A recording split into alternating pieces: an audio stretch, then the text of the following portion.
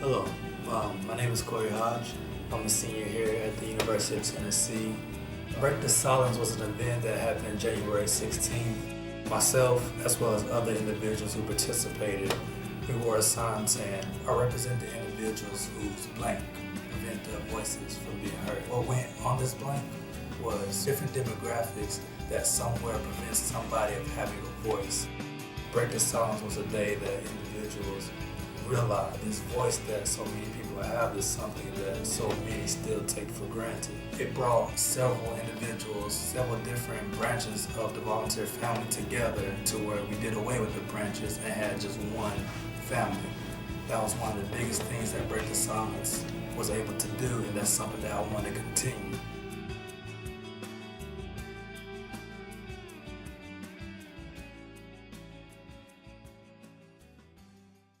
Welcome to a special edition of VolTalk. I'm Caitlin Lambert, and today I'm talking to Corey Hodge, a senior majoring in interdisciplinary programming with a focus in Africana Studies. Now, Corey, you've called yourself a contemporary leader among leaders. Tell us a little bit about what that title means to you. A contemporary leader among leaders. This is something because when the connotation of leaders means that of a leader, when people think of the word, they think of only one person in an environment that a leader is just the main person leading a whole group of individuals, which I found out within the past few years that that's not the case at all. As a student, especially in my development here at UT, I've had the ability and the privilege and the blessing of being able to observe so many leaders, whether being older than me, the same age, younger than me. It's many individuals that I've been able to observe, many leaders. And because I had the ability of observing these leaders, I've been able to observe and help myself become the leader that I'm trying to become today and tomorrow. So I am one leader that's influenced by other leaders that's also influencing other leaders as well today. Right. So a whole network of leaders. That's Definitely. awesome. And there's so many in so many shapes and sizes, and you definitely are one. Let's talk about your role as a resident assistant at Massey Hall. What are your duties as an RA? The duties of RA, oh my goodness, that's so wide. There's simple duties such as being a simple friend, being a brother, being a role model, upholding certain standards. There's been definitely different occasions, different situations where I had to put myself in a very uncomfortable situation, but because of the responsibilities of a RA, the duties of a resident assistant, it's been things that I've been expected to do, and definitely, especially the fact that I've been expected to do is something that I've grown from, and I've also helped other individuals grow from as well. Right. And what have you learned most from your experience in that position? One of the things that I've learned from this is my third year being an RA. Previously, I was at Clement for 2 years, and this year, as you said, I'm at Massey. And being a third year RA, many will assume that I know pretty much everything being a resident assistant, having been there 3 years, which is not the case at all. I've learned, especially this year, that you're never experienced enough to not learn anything new. I'm still learning things that some RAs on their first year they've seen things, they've experienced and had to handle things that I've had to. This year was my first time handling it at all. So again, some individuals were able to learn things before I learned them, and this is again my third year. So there's so many things that I've yet to experience, and there's so many things that I will and will continue to experience. Right. It just goes to show you can always learn something from anyone. Exactly. At the end of the year, what do you think your residents will say about you? That's an interesting question. There's so many things that I've had to deal with different residents, especially with this being my third year.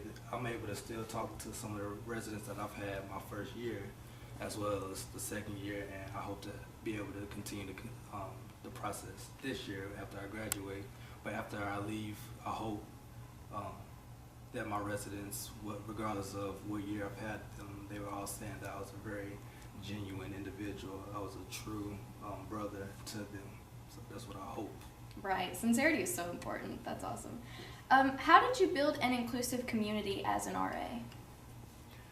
To build an inclusive community as an RA means to put yourself in uncomfortable positions. Mm-hmm. It was some events, some situations that despite being a 20-year-old individual that I had no experience with observing or being a part of. For example, I had never known anybody personally of the LGBTQ community until I came here at UT and then also became an RA. Mm-hmm. And this was something that I didn't have any previous situation knowledge about. Mm-hmm. So creating inclusiveness is putting yourself into these situations, getting to know individuals that don't come from the same demographic as yourself, learning from them, and also teaching them about your demographic. And it's not necessarily trying to tell them anything or have them tell you anything as far as to change, but it's literally just to gain knowledge about their demographic so that you can learn about it and just include it into an overall community of several demographics regarding race, regarding orientation, religion, gender, etc., etc. Absolutely. Not only are you an RA, but you're also a coordinator for Mahogany Soul Cafe. Yes. And it's not an incredibly familiar organization on campus, so tell us a little bit about what Mahogany Soul Cafe is. Mahogany Soul Cafe is a once-a-month situation where individuals come. It's on the last Tuesday of every month, and individuals come and they're able to, this is their opportunity of expression, whether through poetry, whether through dance, whether through singing, monologues. At this Mahogany Soul, which is a very beautiful event, I must say. I'm kind of biased, but no, anybody that would come would say the same thing, honestly. But it's a beautiful event where students are able to express things that they wouldn't normally be able to express on an everyday basis, because we're a family hearing other family members perform. There's been times where I've heard individuals speak about an abortion that they had in the previous years. I've heard an individual come up and speak about coming out, about his orientation in front of an entire community of 100 so individuals. And these are hard things that people have had to express. And despite how hard it may have been, people were able to do it comfortably during Mahogany Soul, and to be applauded, to be taken in still, to not be looked at any differently. And it's an awesome event. Are you both a performer and a coordinator? Yes. Definitely performing has been one of the things, something like I said, as the other individuals who are able to come up and express the things that they may not be able to express on an everyday basis. I'm the same. There's been different things that I've had to deal with, whether it be in my topic about my resting mother, whether it being about being African-American male in a predominantly white university, whether it being of a lower income. It's different things that I've experienced that I would feel almost uncomfortable speaking to anybody on a daily basis. But again, during Mahogany Soul, this is something that I have the ability, I have the comfort of just performing, doing poetry. So yes, I am also a performer as well as a coordinator. All right. And what talent do you use to express yourself? Again, I do poetry and I also do music. Mm-hmm. And I've done both for a good bit of time. Again, both of them are stress relievers. It's amazing. I'm here because of them. I truly believe that they have both saved my life on numerous bases. Mm-hmm. So definitely. And how does spoken word poetry compare to music or dance? That's an interesting question. I wouldn't necessarily compare them. Mm-hmm. I would just say that both of them, both poetry, dance, or any other form of art, they are just capable of expressing the same thing, whether it be in contemporary problems, whether it be in social injustices. I've seen different individuals dance and express some of the deepest themes through dancing. And these are the same themes that somebody doing poetry is also able to do as well, to express the same thing. And again, those are two completely different arts, but they are able to do the same exact thing. So I wouldn't necessarily compare them, instead of just saying how similar they are as far as being able to express themes that the artist, the dancer, is able to do through them. Exactly, and both are art forms, and both should definitely be appreciated. Definitely. Mahogany Soul Cafe seems incredibly inclusive, which is an idea you're obviously very passionate about. In fact, you created the Break the Silence movement here on campus to promote inclusivity and self-awareness. So tell us a little bit about what Break the Silence is and what inspired you to start such a campaign. Break the Silence was realizing that there was so much growth that still needed to be done, not only on UT campus, but especially nationwide. As I came up with the idea with the help of several other individuals throughout 2014, the end of that semester. And one thing that we all realized was that you can only do so much in separate demographics. There's so many different demographics are undermined here, especially I'd say nationwide, but this is an international thing as well, that several demographics are undermined in different areas. And again, you can only achieve so much if one demographic focus on one problem that they are pretty much a part of.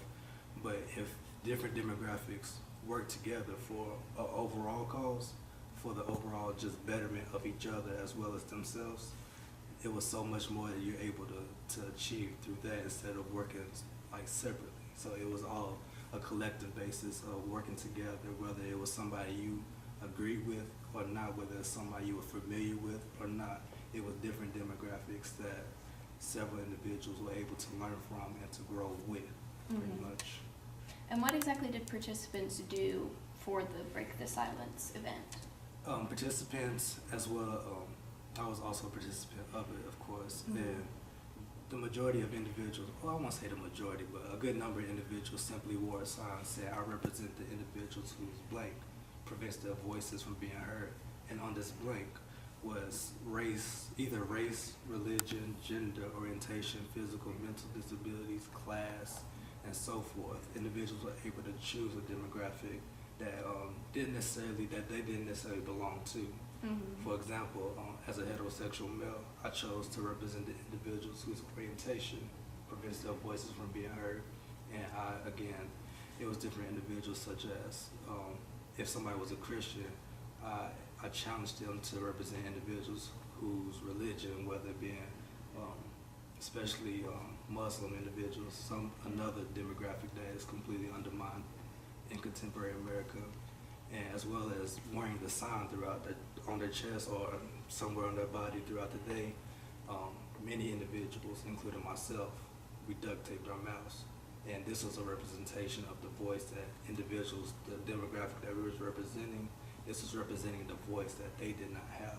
And I literally sacrificed speaking throughout the day, and I like speaking. I love to speak, whether being in class or just socially to appear. I like speaking, but this was something that was a lot more. It was a lot better than my liking for speaking. I was representing something a lot more, a lot bigger than my personal desire. Were you surprised by the amount of people who participated and the reaction students on campus had to the event? I was extremely surprised. It was the day I was so close. The days leading up to Break the Silence, to just cancel it, I was just nervous. It was at the beginning of the semester, so we came off of a break and had to get straight to work, and it was just heart pounding. I was like, is this really something that people grow from? And it was that negative consciousness. Right. But on the day of Break the Silence, we had close to 200 individuals participate with us, with myself and other individuals that helped me coordinate this event. So it was an amazing event, but that's the positive. That's the positive surprise. The negative surprise was the realistic punch that I got.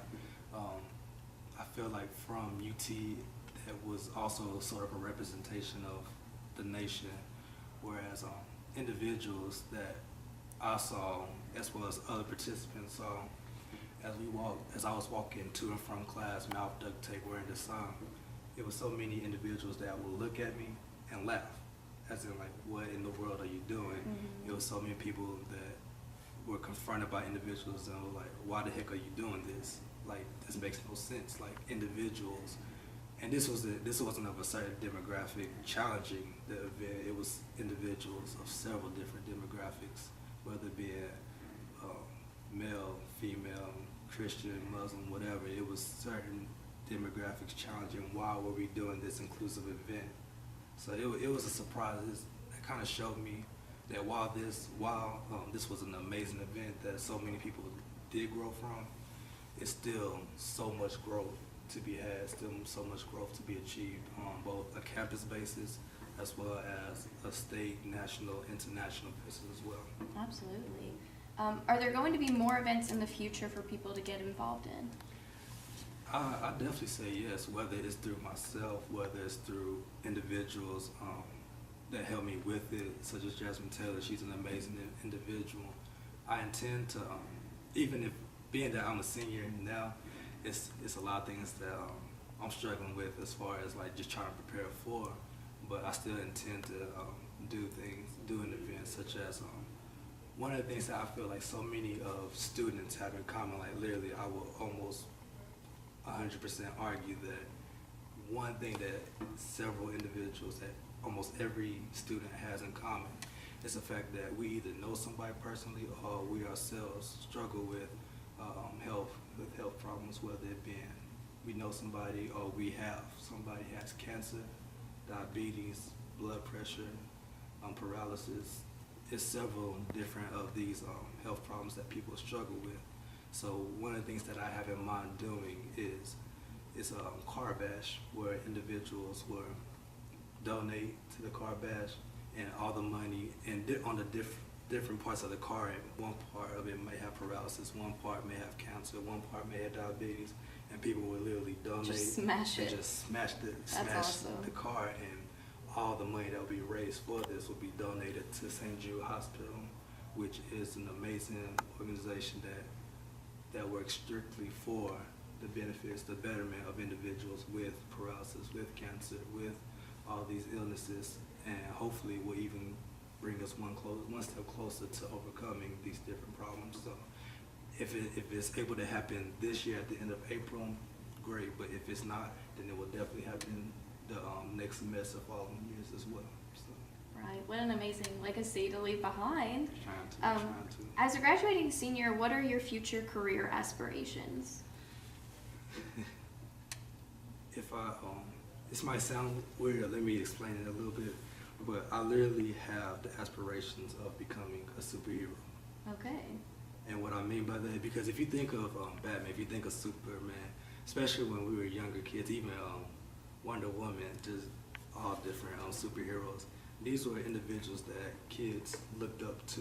Mm-hmm. And I intend to be that individual some way, some shape, form, or fashion. I want to be that individual that some kids of one community or some communities look up to, whether that's through me becoming a teacher, then becoming a principal. And just, I want to become that role model. I want to further my role model abilities and responsibilities to where I want to make a difference. I want to be the difference maker that helps a kid decide that I want to go to a university and I want to do something with my life for somebody who struggles with learned helplessness. I want to be that superhero. So it sounds a little crazy, but I think that's officially what I want to do with my life. I want to become Super Corey. Right, well that makes sense. I mean, when kids grow up, what do you want to be when you grow up? I want to be a superhero. Exactly, That's exactly. amazing. Do you feel your involvement on campus has helped prepare you for life after graduation? It's helped me as much as it's had potential to. And what I mean by that is, like, in high school, the 4 years in high school, I would have said yes to the answer that yes, high school has prepared me for college. And then I got to college and I was overcome with a series of things that I would have never thought that I would ever experience. And the same thing I feel like would happen in college, where I would say yes, that college has prepared me for the next stage of life, but I'm preparing myself to experience those things that I have no idea that I'm going to experience. It's like I said, it's pretty much, college has helped me as much as it's had potential to help me. There's going to be things that I'm about to experience that I could never imagine, so I'm getting ready for that. All kinds of new adventures in your next chapter of So life. so many. We wish you the best, and thank you so much for talking to us today. Your time at UT has been remarkable, and we know you will be sorely missed. So Thank you. that's all we have for you today. Thank you for watching our special edition of VolTalk.